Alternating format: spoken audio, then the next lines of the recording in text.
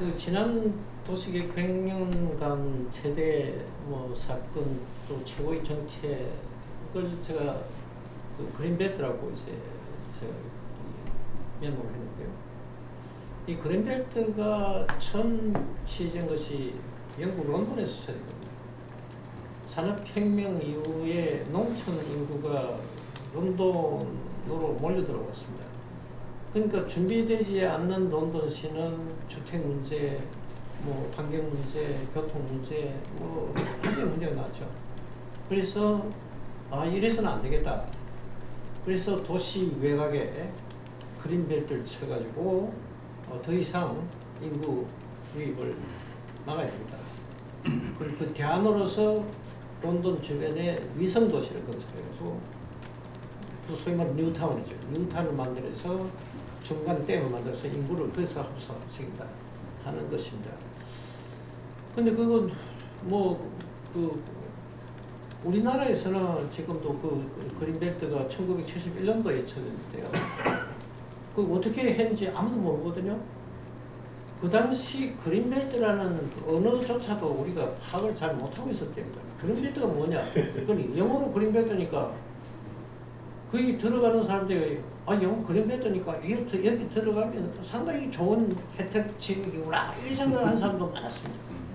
모르니까 그 음악하고 무슨 법인데 그걸 농촌 사람도 몰랐거든요. 그럼 그 당시 이제 대통령께서 지시해가 국토부 연락하면 이거 선거라 했겠죠. 이게 상세한 조사를 하지 않고 그야말로 도상을 했었거든요. 그래가지고 마당은 그린벨트 들어가 있고 집은 그린벨트 제거되어 있고 하는 그런 경우고, 또 그린벨트를 꼭 해야 될 곳은 또 안 한 부분도 있고 또 안 해야 될 곳은 또 그린벨트 한 부분도 있고, 그러니까 기초 조사가 아주 부족한 상태에서 그린벨트가 우리나라에 1971년도에 도입은 됐지만은, 그러나 그 공은 공도 있고 과도 있지만은 그 공은 대단하다고 봅니다. 국토 우리 계획상에서. 그건 이제 외국에도 그렇고 특히 우리나라에서는 박정희 대통령 지금 말씀을 허재관 교수님 하시는데, 그야말로 그린벨트 훼손하면 큰일 나거든요. 군수 시장 할 것 없이 그냥 그 옷을 벗어야 될 서로 엄하게 다룬 것이 그린벨트입니다.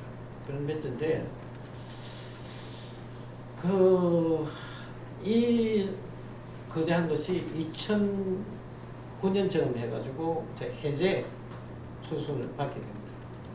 근데 그린벨트라는 게 이제 도시 외곽에 쳐져져 있는데, 그린벨트 대상 지역 주민들은 고통스럽거든요. 결혼해가 아이를 내가 방을 한 칸을 해도 정축이 안 되죠. 또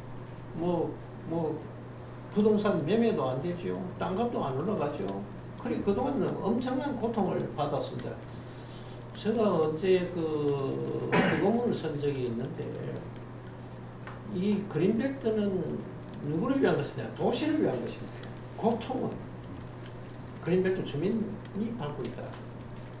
그러니까 그에 대한 고통 분담금을 도시민들이 내놔야 되는 거 아닌가 하는 그 기고문을 제가 쓴 적이 있습니다. 그 정도로 이제 좋은 계획이면서도 또 그 지역 주민에게는 고통을 초래하게 하는 그런 건데, 이 2009년도 해가지고 해제 대상에 올라오는데 논란이 많았습니다. 우리 도시계획 학회에서도 전문가들 손에서 해야 되느냐 안 해야 되느냐.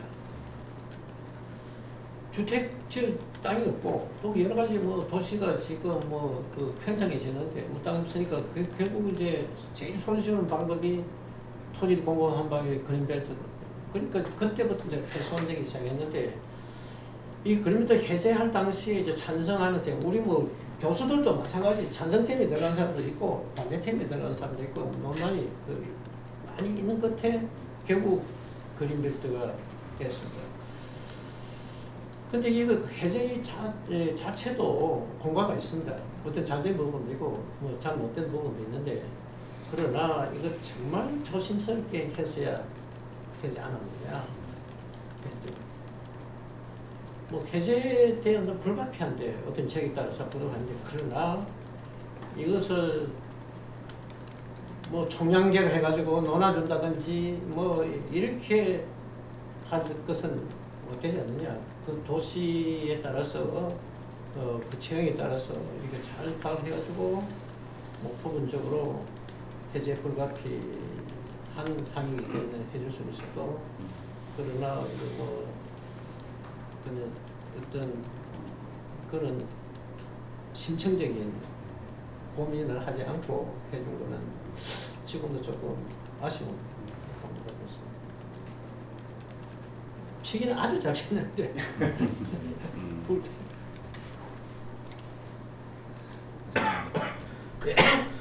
이게 최대 사건 그래서 가장 좀 논란이 뜨거웠던 이걸로 이제 해석을 해서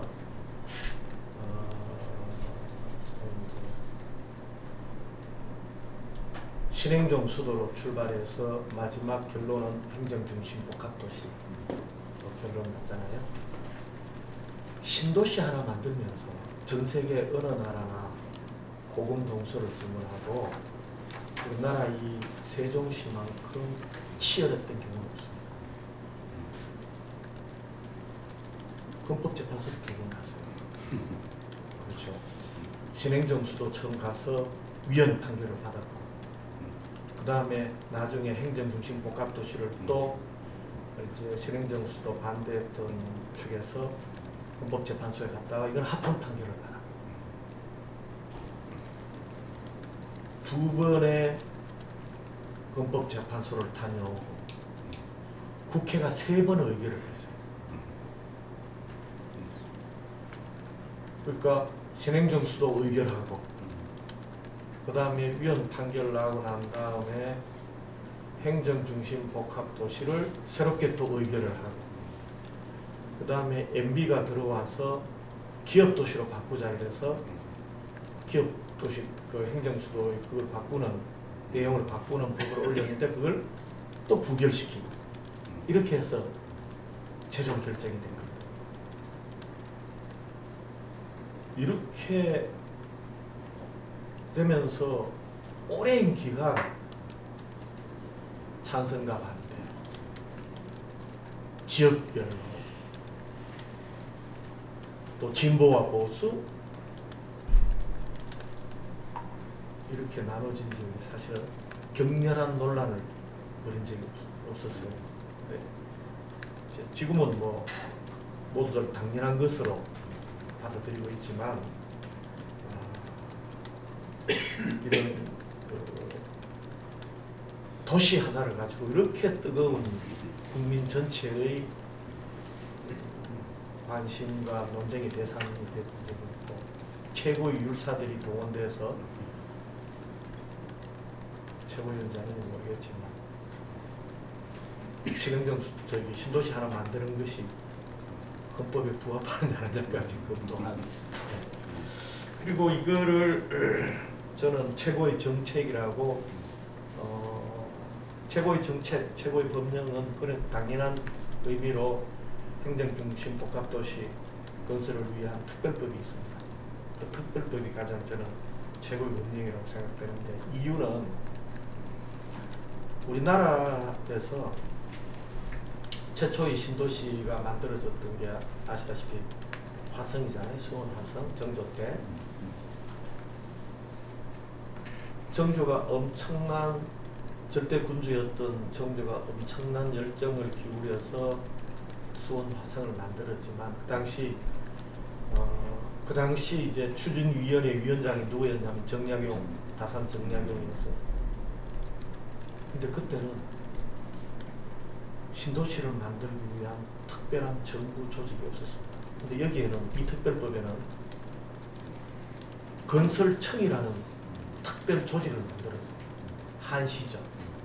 그것도 신도시 하나를 만들기 위해서 지방정부도 아닌 중앙정부에서 추진위원회와 그다음에 의결기관인 추진위원회와 집행기관인 건설청을 위원회 만든 것만 아니에요. 청까지를 붙여서 만든 건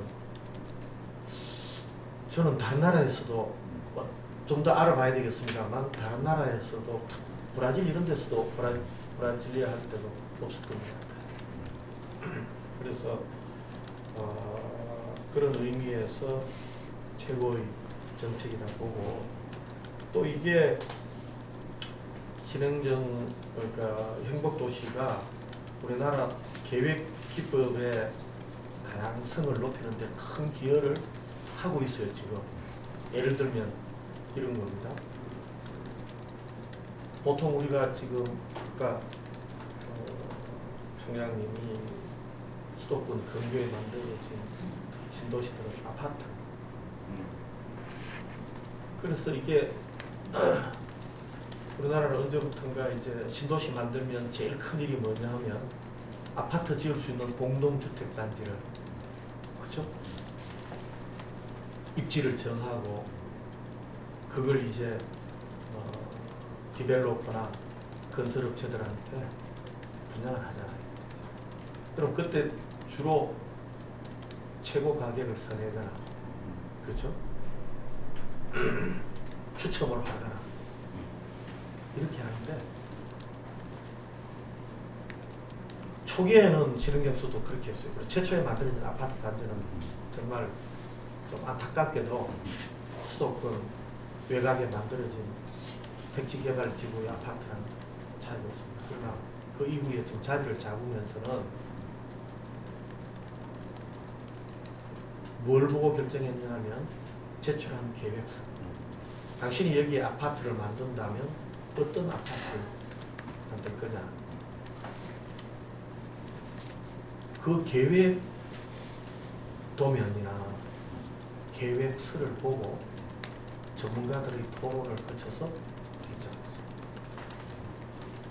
상가도 그랬고 아파트도 그랬어요. 그래서